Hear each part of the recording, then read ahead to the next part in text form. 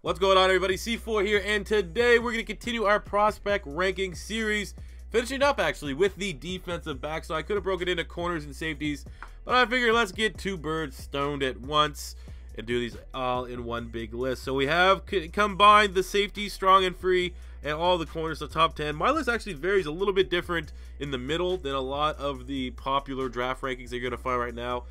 More so because, you know, it just so happens that a lot of the games that I've been able to watch so far this college football season have featured a lot of these corners, and I have different opinions, corners, DBs, and I have differing opinions from some of the so-called experts. What we're going to try to do is go through all 10, give you what round I feel that they're going to go in, and if possible, the closest pro comparison to give you guys an idea, because I know defensive back is a position that a lot of teams really do need.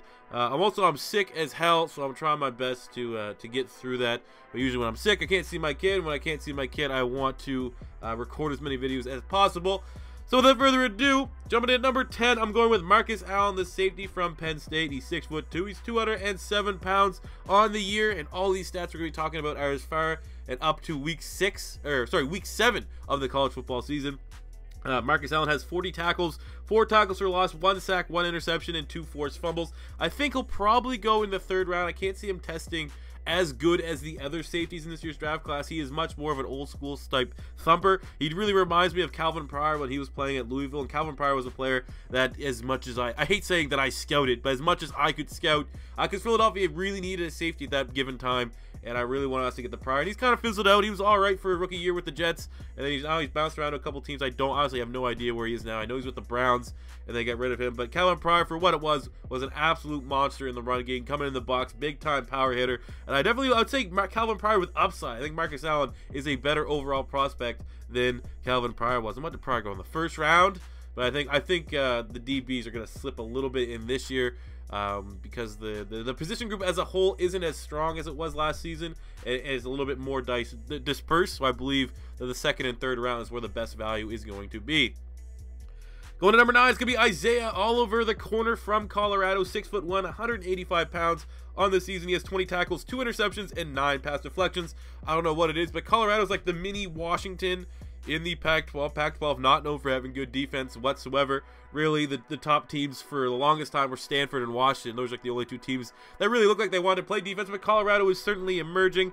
For Isaiah Oliver, I would say probably second to third round, somewhere in that mold. He kind of, if you put it on his tape, I don't know if he's going to test as well, but it kind of reminds me of Garyon Conley at Ohio State. You know, not tested overly well, was kind of sitting behind some other really good corners, Chidobe Awuzie and Ahkello Witherspoon, but he was very much, you know, risen to the occasion and has played as well as those two guys, and I think he will go in the same kind of range.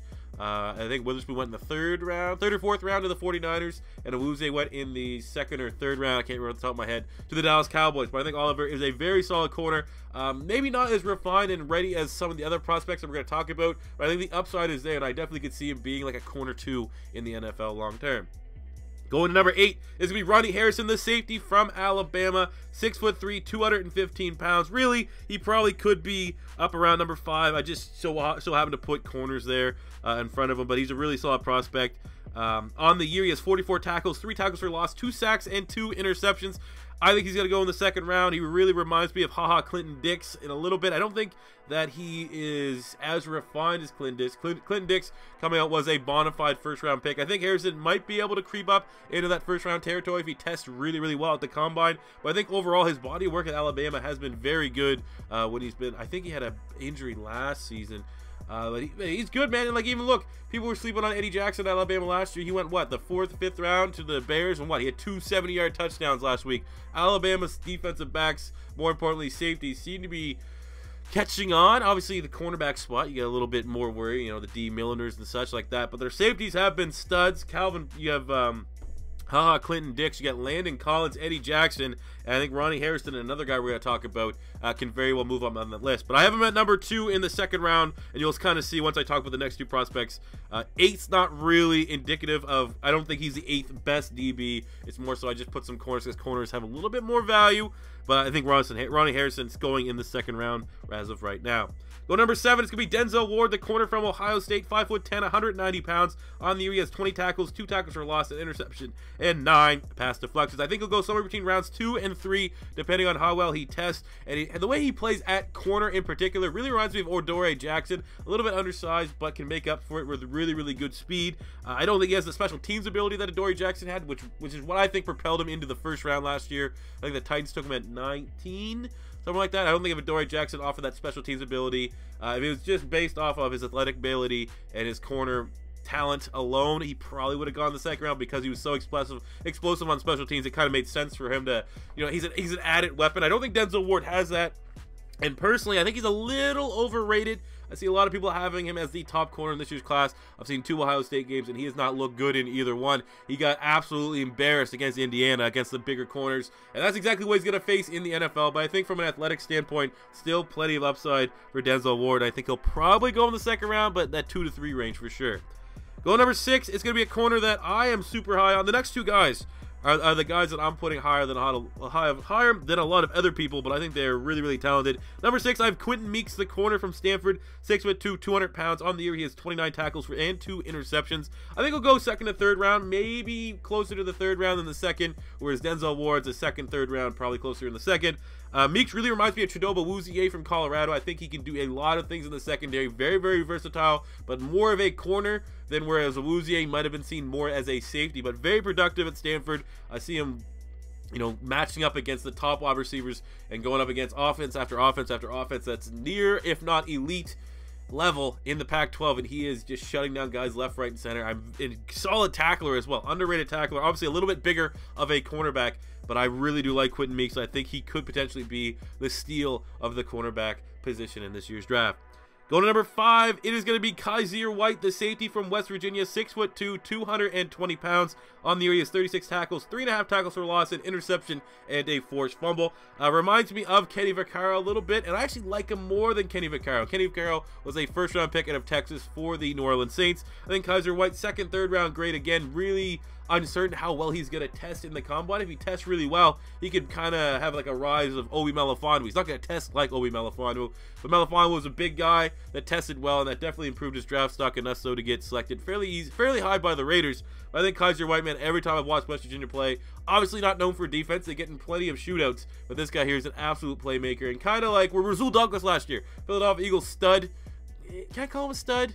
He's playing really, really well. He's playing as supposed to play. Rasul Douglas is playing as good as any other rookie corner that was selected in the first or second rounds this season. Maybe not like Tre'Davious White's probably having the best year of the bunch, but Rasul Douglas is right in that range, and he was taking a bunch of rounds below, and he's performing really well. And you can't really use the body of work of West Virginia's defense giving up a bunch of points to kind of eliminate players based off of that. I don't know if that's the best way to describe it. Like, production and talent still will trump the better of the whole, because the defense of West Virginia is not great, but there are still studs placed throughout that defense. I think Kyzir White, the brother of Kevin White, is an absolute monster, man. I'm a big fan of him, and we're Philadelphia looking to try to get younger at safety. If Kyzir White's still there, somehow falls in the 4th round, I would absolutely jump on this pick. Going number 4, it's going to be Jair Alexander, the corner from Louisville, 5'11", 190 pounds. He was injured this year, so his stats as of week 7 are 5 tackles. That's pretty much it. But looking back at 2016, he finished the year with 5 interceptions and 9 pass deflections. Great ball skills.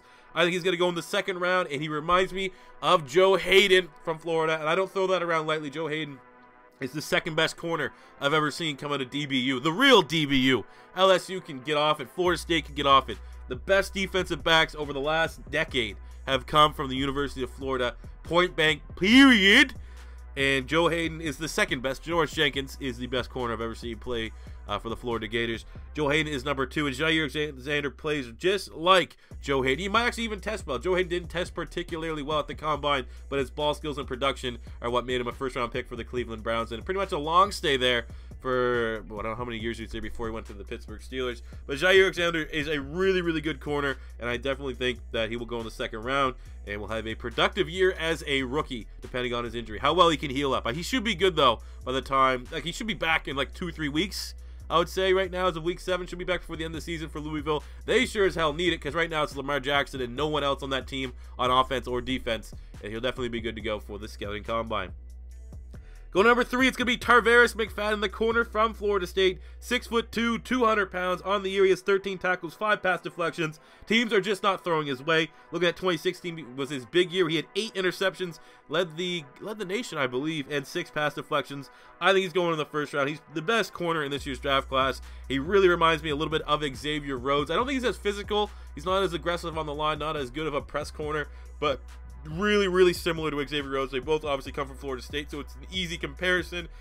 I was actually a big fan of Xavier Rhodes because I was on that Richard Sherman juice. You know, we got to get every corner needs to be 6'2" from now on. So I was really looking at those guys and looking at their tape. And when Xavier Rhodes came out, I was really surprised he went like late in the first round. I thought he was top 15 pick the year that he was. I think that was 2014.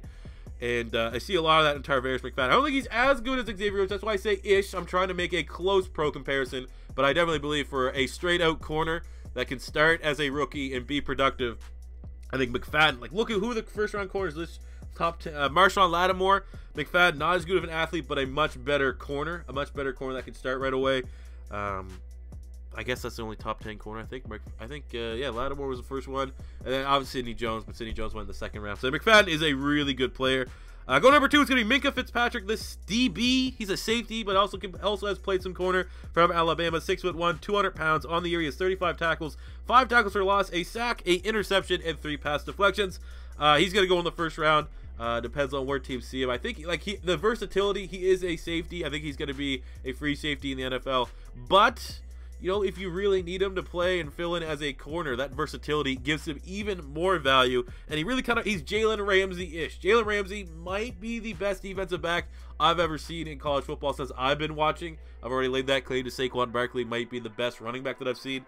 But he's ish. His versatility, his athletic ability, and his production are in this just right there with Jaylen Ramsey. But he's not good enough to me to say he's straight up. He's the next Jaylen Ramsey, but he's really close. And I think he's an absolute stud and will be a bottom 5, probably top 15 pick, top 215, top 20, somewhere in that range. They go to number 1. It is going to be Derwin James, the safety from Florida State, 6'3", 210 pounds. On the year, he has 37 tackles, 1.5 tackles for loss, and 4 pass deflections. He's going in the first round. He's an absolute monster. He's a game changer. I'm not as high on him and sold as him as some other people. Other people are saying he's a generational talent and yada yada. I just think he's a really good player. I wouldn't go that far yet. And really looking for a pro comparison, I was going to go with Jaylen Ramsey as well, but Jaylen Ramsey has much better coverability. It wasn't nearly as good of a tackler because Derwin James can play like that linebacker, the money backer role. So Daniel Jeremiah said he is a more athletic Cam Chancellor, and I think that's a fair pro comparison. He's never going to be as big of a hitter, as feared of a tackler, but you know, maybe like a bigger Jabril Peppers too could be another way. He's just that dynamic. You don't really even want to give a guy like him a position. Give him X. He is an X player on the defensive side of the ball, a defensive weapon. Remember, like when Denard Robinson was coming out, he was an offensive weapon. I think Derwin James can be a defensive weapon. He's a much better version of Jabril Peppers, and still, Jabril Peppers went in the first round, so you're getting a 6'3", 210 Jabril Peppers. A guy that has the size to be able to tackle in the NFL right away, and also is not a liability in coverage, where that's kind of where I felt Jabril Peppers was lacking his coverage skills. So Derwin James, for me, is the #1 DB in college football and will probably be the first defensive back selected in the draft. So there you go, guys. Those are my DB rankings. Let me know if you agree or disagree in the comment section below. If I missed any prospects you want me to check out, let me know there as well. If it's your first time stopping by, don't be afraid. Hit that subscribe button. And until next time, it's a sick Papa C4 saying peace out.